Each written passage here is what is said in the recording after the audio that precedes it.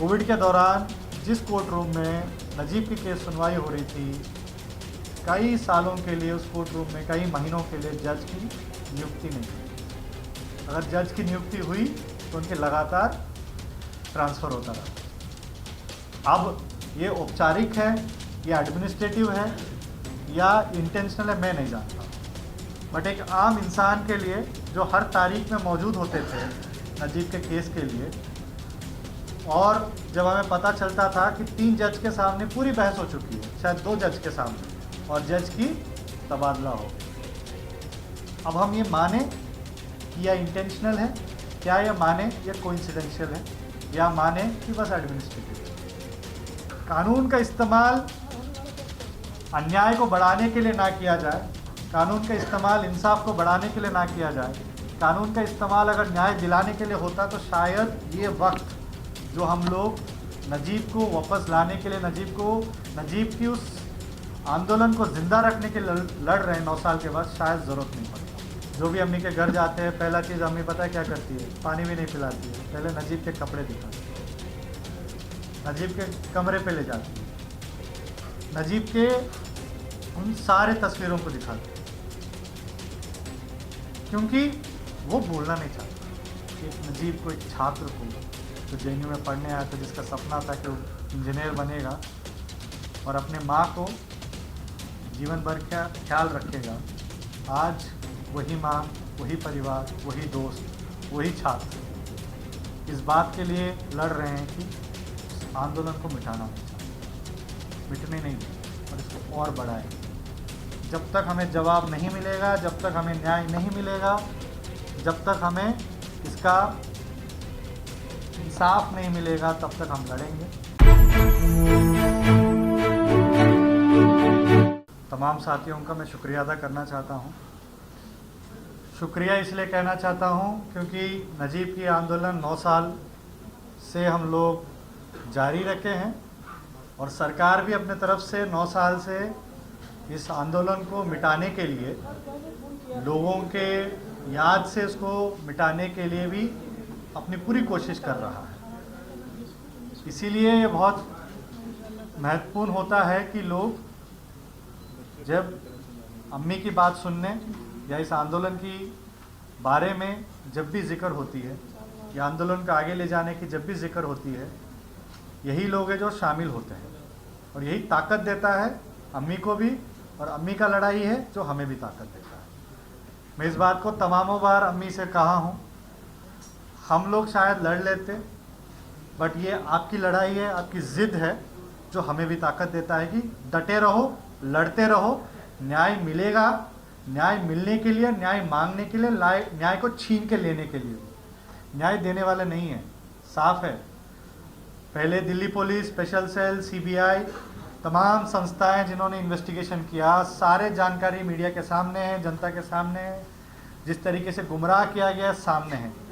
But किस साजिश के रूप में किया गया, उस राजनीति को पहचानना और उसको पहचानते हुए एक आंदोलन को जिंदा रखना ताकि हमारा नजीब हमें वापस मिल जाए। नदीम भाई ने तमाम चीज़ों के कोर्ट के बारे में जिक्र किया। मेरे याद में कुछ चीज़ें ऐसी आती है जो कई बार मैं मुस्कुराता हूँ, हंस देता हूँ, क्योंकि उनको लगता है कि वो हमें निस्सहाय बनाना चाहते हैं। कोविड के दौरान जिस कोर्ट रूम में नजीब की केस सुनवाई हो रही थी, कई सालों के लिए उस कोर्ट रूम में कई महीनों के लिए जज की नियुक्ति नहीं हुई। अगर जज की नियुक्ति हुई तो उनके लगातार ट्रांसफ़र होता रहा। अब ये औपचारिक है या एडमिनिस्ट्रेटिव है या इंटेंशनल है, मैं नहीं जानता। बट एक आम इंसान के लिए जो हर तारीख में मौजूद होते थे नजीब के केस के लिए, और जब हमें पता चलता था कि 3 जज के सामने पूरी बहस हो चुकी है, शायद 2 जज के सामने, और जज की तबादला हो गई। अब हम ये माने कि यह इंटेंशनल है, क्या यह माने यह कोइंसिडेंशियल है, या माने कि बस एडमिनिस्ट्रेटिव है। कानून का इस्तेमाल अन्याय को बढ़ाने के लिए ना किया जाए, कानून का इस्तेमाल इंसाफ को बढ़ाने के लिए ना किया जाए, कानून का इस्तेमाल अगर न्याय दिलाने के लिए होता तो शायद ये वक्त जो हम लोग नजीब को वापस लाने के लिए, नजीब की उस आंदोलन को जिंदा रखने के लिए लड़ रहे हैं 9 साल के बाद, शायद ज़रूरत नहीं पड़ता। हमें भी अच्छा नहीं लगता कि ये याद करें कि 8 साल हो गया, 9 साल हो गया, क्योंकि ये कोई अच्छा लगने वाली बात शायद है नहीं, ये दुख की बात है। जो लोग करीबी से जानते हैं कि क्या दर्द अम्मी ने और उनके परिवार ने झेला है, देखा है, उनके लिए यही रहता कि बस आज दरवाज़ा खटखटाया जिसने है वो नजीब अहमद हो। मैं तो जानता हूँ, अम्मी के घर भी मैं कई बार गया हूँ। जो भी अम्मी के घर जाते हैं, पहला चीज़ अम्मी पता है क्या करती है? पानी भी नहीं पिलाती है, पहले नजीब के कपड़े दिखाती है, नजीब के कमरे पे ले जाती है, नजीब के उन सारे तस्वीरों को दिखाती है, क्योंकि वो भूलना नहीं चाहती।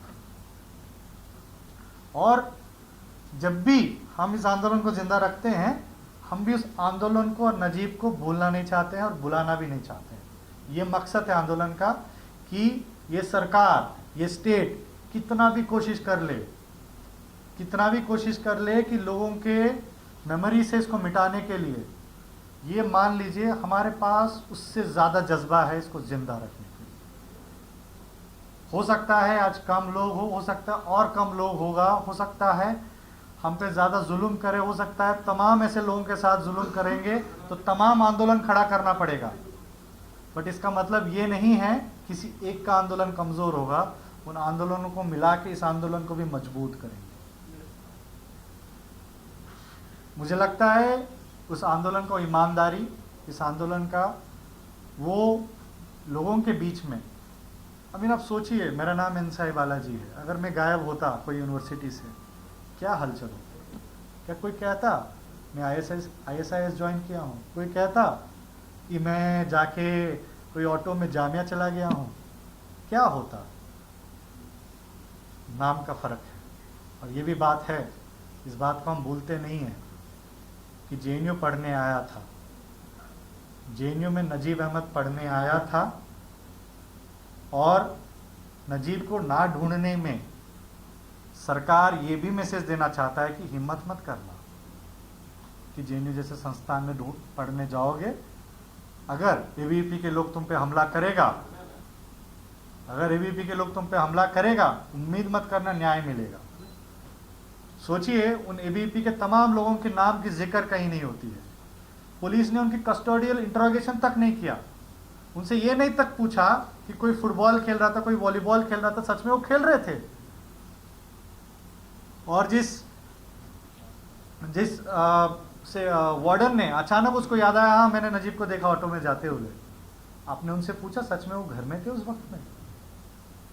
मैं इसीलिए सारे बातों का जिक्र करना चाहता हूँ, क्योंकि वो बुलाना चाहता है, हम भूलना नहीं चाहते। ये आंदोलन का ताकत है कि आपकी एकता, ये आंदोलन का ताकत है कि सड़क पे, मुझे अभी भी वो दिन याद है जब अम्मी को यही इंडिया गेट के सड़क से दिल्ली पुलिस ने खींच के लेके गया था, और देश भर के छात्र, उन्होंने ये नहीं देखा कि आपका नाम क्या है, उन्होंने देखा हमारा स्टूडेंट नजीब अहमद एक कैंपस से गायब हुआ और दिल्ली पुलिस उसकी माँ को न्याय नहीं बल्कि अन्याय कर रहा है, हम उतरेंगे।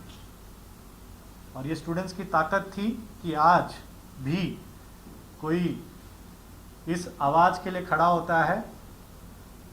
भले ही मैं कई बार कहता हूँ कुछ लोगों के लिए औपचारिकता हो सकता है कि नजीब के आंदोलन में चलिए हमको आवाज़ बुलंद करना है, बट उन लोगों के लिए औपचारिकता हो ही नहीं सकता है जिनके लिए ये जीवन मरण से ज़्यादा है।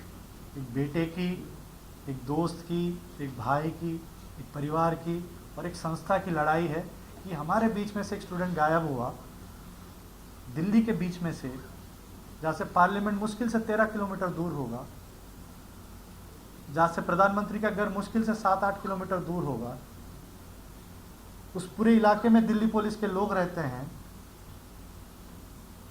और जब हाईकोर्ट ने फटकार किया, आप सोचिए मजाक क्या होता है। मजाक ये होता है कि जब हाईकोर्ट ने फटकार लगाया था कि नजीब को जाओ ढूंढो, हजारों फौज पुलिस की JNU आई थी और मजाक क्यों कह रहा हूँ मैं? वो बिस्तर के नीचे देख रहे थे, वो अलमारा में देख रहे थे, मेरे कमरे में आए थे, मेरे जैसे तमाम लोगों के कमरे में गए थे, पूछे यहाँ नजीब है क्या? ये मजाक था कि जब ढूंढना था आपको तब आप अम्मी पे दबाव बना रहे थे कि एफआईआर मत दर्ज करो। जब ढूंढना था आपको, आप अम्मी पे और तमाम छात्रों पे डंडे बरसा रहे थे। जब आपको मजबूर किया कानून प्रक्रिया में कि आपको ढूंढना है, आपने उसको मजाक बनाया। इसलिए मैंने शुक्रिया अदा किया कि आप लोगों ने इसको मजाक नहीं बनने दिया। ये मजाक नहीं है बोल के साबित करते रहे हर साल कि ये लड़ाई नजीब की अकेले की नहीं है, ऐसे तमाम हजारों लाखों करोड़ों लोगों के देश में है जिसकी आवाज़, जिसके लिए तमाम लोग खड़े रहेंगे। इस बात के लिए नहीं क्योंकि उनको मालूम है आज नजीब हो सकता है, कल कोई भी हो सकता है। अगर ये रवैया सरकार की रहेगी, ये रवैया स्टेट का पुलिस का रहेगा कि इस नाम पे किसी को ढूंढने से मना कर देगा क्योंकि उनका नाम नजीब है और जेएनयू में पढ़ने आया था, क्योंकि एबीवीपी ने उस पर हमला किया और पता चलेगा कि एबीवीपी के लोगों के ऊपर भी कार्रवाई करना पड़ेगा, तो एक ऐसा लोकतंत्र है, एक ऐसा न्यायपालिका है, एक ऐसा व्यवस्था है। एक नजीब को, एक छात्र को जो जेएनयू में पढ़ने आया था, जिसका सपना था कि वो इंजीनियर बनेगा और अपने माँ को जीवन भर ख्याल रखेगा, आज वही माँ, वही परिवार, वही दोस्त, वही छात्र इस बात के लिए लड़ रहे हैं कि इस आंदोलन को मिटाना नहीं चाहते, मिटने नहीं देंगे और इसको और बढ़ाएंगे। जब तक हमें जवाब नहीं मिलेगा, जब तक हमें न्याय नहीं मिलेगा, जब तक हमें इसका इंसाफ नहीं मिलेगा, तब तक हम लड़ेंगे। बस इतना ही मैं वादा करना चाहता हूँ और तमाम लोगों से भी वादा चाहता हूँ कि जब तक है जान तब तक लड़ेंगे, झुकेंगे नहीं और एकजुट होके न्याय के लिए हमेशा रहेंगे। अम्मी, हम हमेशा आपके साथ खड़े रहेंगे। इनकलाब जिंदाबाद।